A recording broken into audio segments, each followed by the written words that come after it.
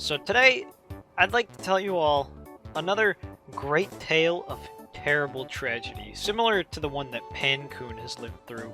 Today, we're talking about everyone's fourth favorite rodent, Chuck E. Cheese, also known as Charles Entertainment Cheese. While Chuck E. was like a huge name back in the day, and he brought joy to millions of kids, including myself, he's become a shallow husk of what he once was. But in order to see what went wrong, let's go back to the very beginning. So, in 1977, the founder of Atari, Nolan Bushnell, was, hanging out in his office thinking about how he could sell more video games. And after thinking for a while, he came to the conclusion that arcade machines were becoming these new popular attractions in places like bars and pool halls, places for adults.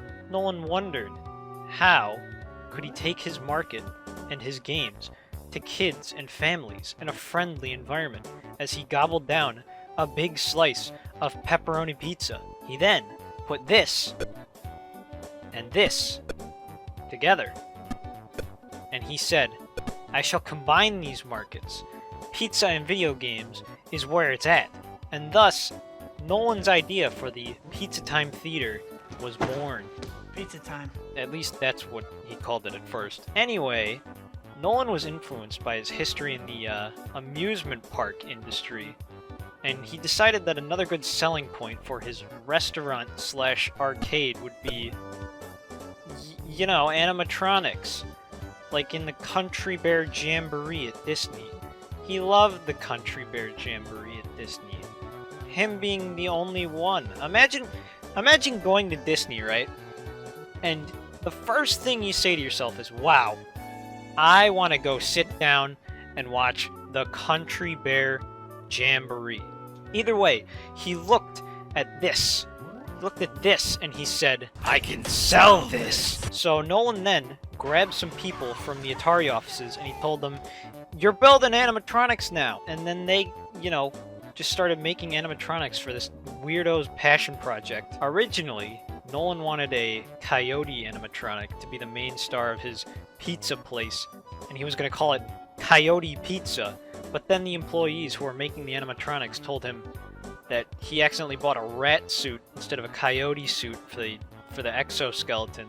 So he just ran with it, and he made the new working title of his pizza place, Rick Rat's Pizza.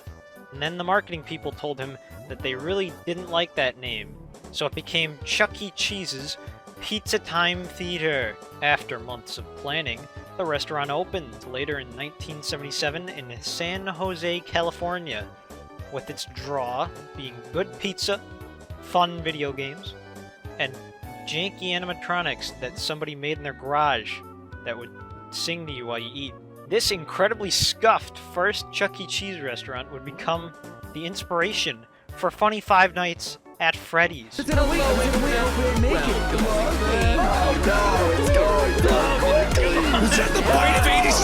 Eventually, these Pizza Time theaters became Chuck E. Cheese Pizza, and then, in 1995, all of the restaurants became known as just Chuck E. Cheese's after a rebrand. At this point, pizza kind of took like a backseat to the arcade part of Chuck E. Cheese's. Chuck E. Cheese's became more of an arcade rather than a sit down and eat dinner kind of place.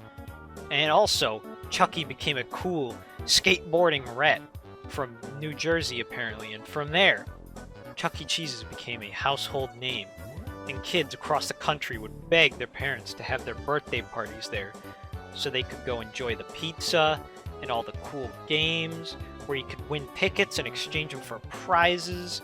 You could go get lost in the very unsanitary sky tubes, and maybe watch the characters perform. And this was all fine and good until 2012, when they ruined the Jersey Rat by rebranding again, and they made Chucky a mouse instead of a rat. And now he's voiced by the dude from Bowling for Poop. But anyway, with this rebrand came in-universe lore. for Chuck E. Cheese.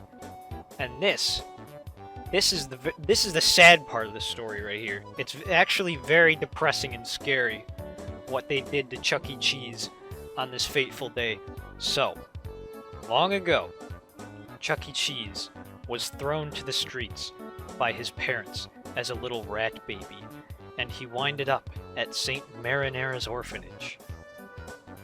Get it like pizza. In his formative years, he grew a fondness for birthday parties and music, and his favorite song became Happy Birthday. This was ironic because he was an orphan, and no one actually knew when his birthday was.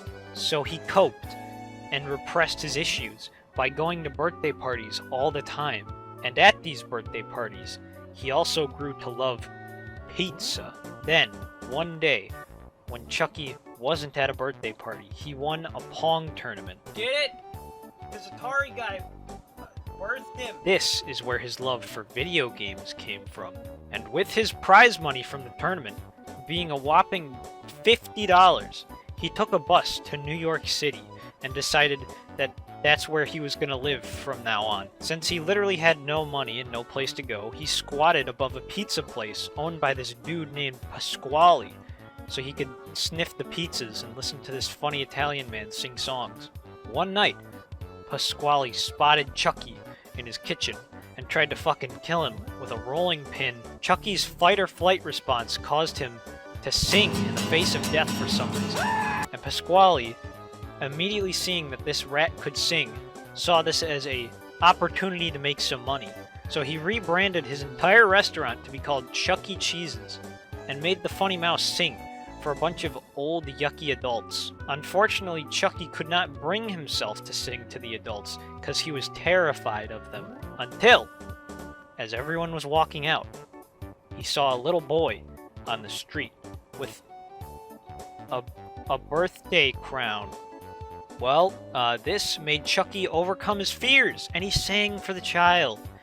And the rest is history, at least in the universe lore. Chucky bargained with Pasquale after that night, and he made the restaurant for kids, and also Chucky brought in the video games. So, yeah, that's the lore of Charles Entertainment Cheese right there. They turned him from a wacky, radical skateboarding dude who would go on adventures and hang out with his pals to a little rat who sings for children. So you may be wondering, what has the chain done with Chucky since? I don't know. Since they're going bankrupt, they make him stream on Twitch. He's best friends with Connor Eats Pants, which is a weird business decision, but whatever.